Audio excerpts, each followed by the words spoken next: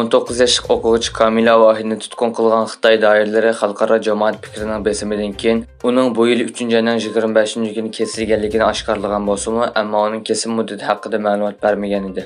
Erkin-Osiyo radiosining otish qarta bo'lgan telefon ziyoratlar davomida Kamila Vahidning 3 yillik kesilganligi va Qashqardagi mush ayollar turmasida jazo muddati o'tayotganligi oydinlashgan. Xenan o'lkasidagi bir oliy maktabda o'qiyotgan Kamila Vahid o'tgan yili Urumchida yuz bergan o't ofatidan keyin bir videoni ham baharlaganligi sababli tutib ketilgan.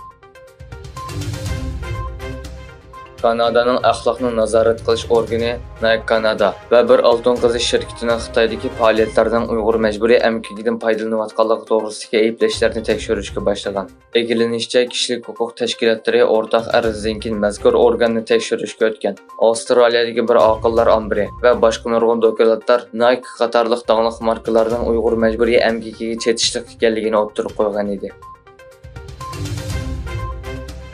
Xitoy dengiz armiyasi paraxod va urush aeroplanlarini Tayvan atrofida chorlashga avatdi.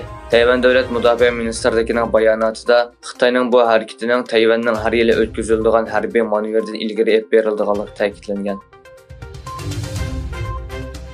Xitoy prezidenti Xi Jinping seshanba kuni ochilgan islohotni cho'nqurlashtirish yig'inida davlatni savdo, mablag' silish, pul muomala va yangilik yaratish qatorliq sohalarda texnik ko'p etishga chaqirdi.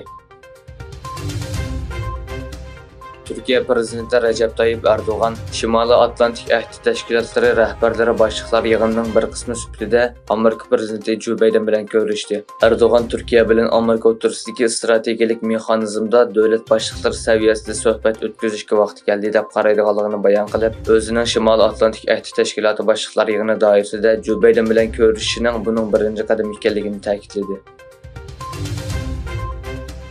Amerika Prezidenti Joe Biden'ning kelimat alohida vakili John Kerry kelar hafta Xitoy poytaxti Beijingga berib, kelimat o'zgarish strategiyasini muzokara qildi. Kerry ishxonasining bayonotida kelimat alohida vakilining 16 iyundan 19 iyulgacha Xitoyda ziyorat va suhbatda bo'ladiganligi o'ttirib qo'yilgan.